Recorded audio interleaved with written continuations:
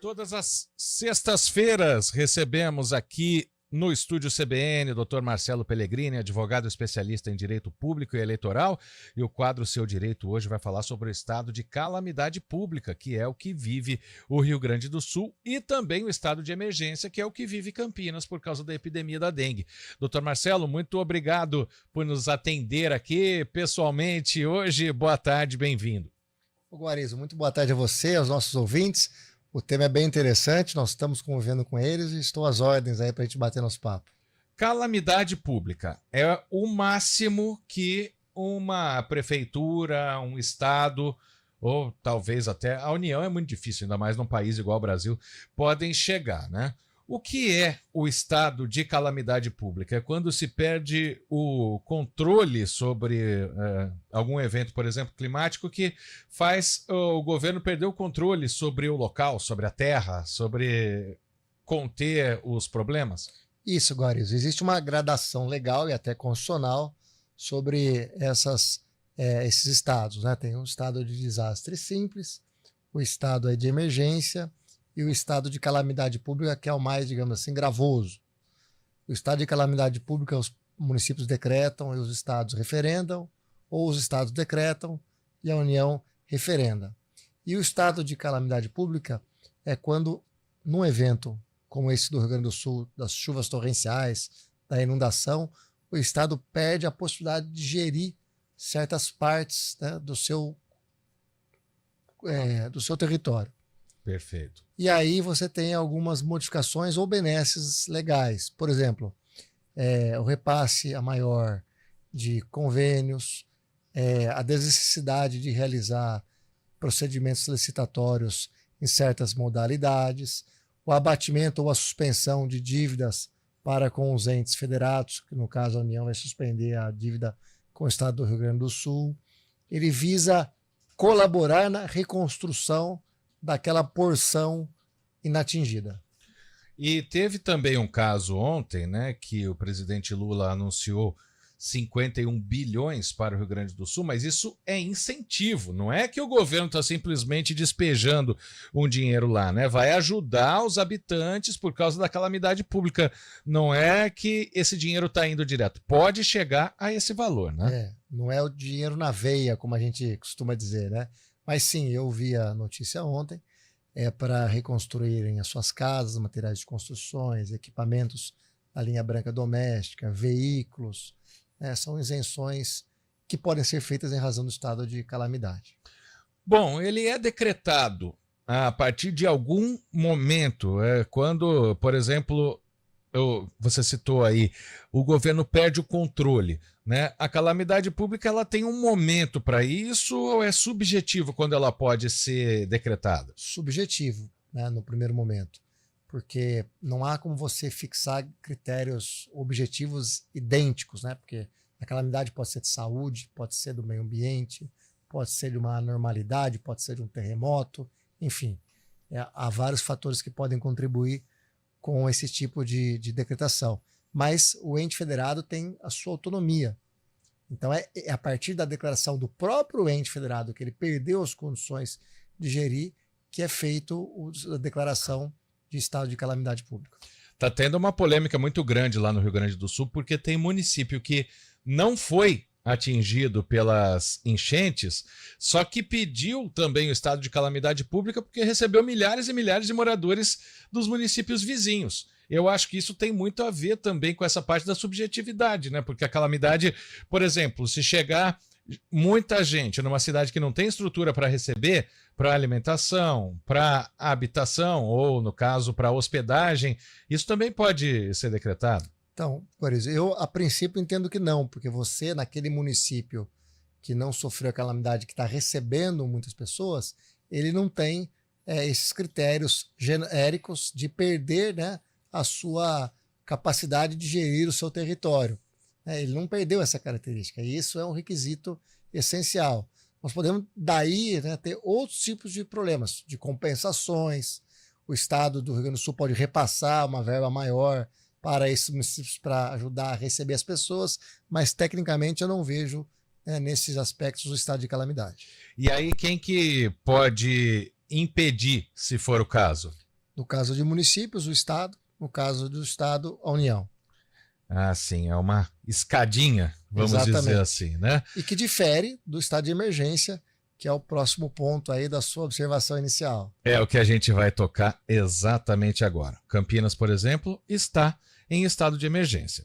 E aí também tem, claro, todo o questionamento, porque no estado de emergência você também pode comprar produtos sem passar pelo processo licitatório, né? Aqui a gente está falando especificamente da dengue. Na verdade, não. O que tem é o seguinte: o estado de emergência é o próprio ente que perde uma capacidade parcial de administração em razão de um evento externo. Não precisa do referendo do Estado, então dos municípios não precisa do referendo do Estado, o Estado não precisa da União, e flexibiliza algumas normas. E é um processo licitatório simplificado, mas não é a dispensa do processo licitatório amplo. O que seria o processo licitatório simplificado? A possibilidade de você fazer mediante cotações, sem fazer os regramentos dos prazos, diminuir os prazos internos do procedimento de licitação, que é 10 dias fazer em 3, o que é 5 dias fazer em 2, mas não evita a competição.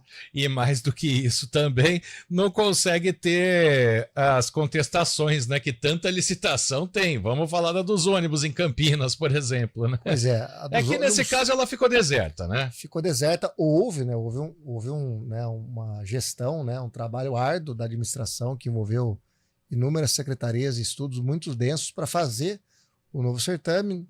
Infelizmente, não foi o momento, houve a deserção, e tenho certeza que acho que foi aberta uma consulta pública, novas sugestões foram dadas, e logo menos acho que teremos aí uma nova licitação na rua. É a administração tentando resolver um problema que é crônico, é difícil, mas que não resvala na emergência e na calamidade, tecnicamente falando. No caso do Estado, sim, que houve uma única empresa que acabou levando a licitação do trem Intercidades, e aí sim houve a contestação, teve liminar, derrubou a liminar. Aí que eu queria chegar agora é o exemplo melhor para o nosso ouvinte entender, doutor Marcelo. O fato de você ter um player disputando ou a deserção, por si só, não é a frustração da licitação, ou melhor, não é a carta branca para se não fazer a licitação. Pelo contrário, as regras que foram impostas, que o Estado achava interessante, essa é a visão geral, só tiveram um interessado, no caso do trem de São Paulo, e não tiveram, no caso de Campinas, nenhum interessado. Isso não quer dizer que o procedimento não tem que ser seguido, né? Isso não significa que ela não tem que ser feita. Agora, contestações e discussões é da regra do jogo. Voltando aos estados de emergência e de calamidade pública, eles têm algum tipo de prazo? Pode transformar, por exemplo, a calamidade em emergência, dependendo se baixar a água lá no Rio Grande do Sul, porque a gente sabe que muita coisa vai ter que ser reconstruída, né? Ou o prazo é indeterminado, assim que ele é decretado? Então, o prazo ele pode ser prorrogado e pode não só um estado de emergência se agravar e virar um estado de calamidade, como também um estado de calamidade, regredir e ficar em estado de emergência. O que não pode é, havendo emergência, se decretar uma calamidade. Mas qual o prazo? Eu acho que são de 90 a 120 dias prorrogáveis até o término daquele evento. Ah, sim. Depende, passando do caso, né? E, por exemplo, as cidades que têm cidades que estão no estado de calamidade, elas podem colocar algum tipo de exigência maior, além da dispensa de licitação, que a gente já falou aqui, algum tipo de... alguma obrigação de um governo federal, por exemplo, para elas por causa da calamidade? Ou não? É tudo... Em regra, os entes federados eles são independentes. Há aqui muita solidariedade, inclusive nossa aqui, eu faço questão de também expressar a minha, mas de um ente federado para com o outro, seja na questão da ajuda humanitária, da União para com o Estado, seja na questão da transferência financeira ou das isenções que podem gerar um abatimento de tributo muito grande, bem como de organismos internacionais. O Vaticano doou para o Estado do Rio Grande do Sul uma quantia para ajudar na recuperação do Estado. Agora, então, na lei não tem isso. É na base da negociação, entre aspas, é na base da solidariedade, para a gente usar o nome. É um mecanismo de incremento entre os Estados federados.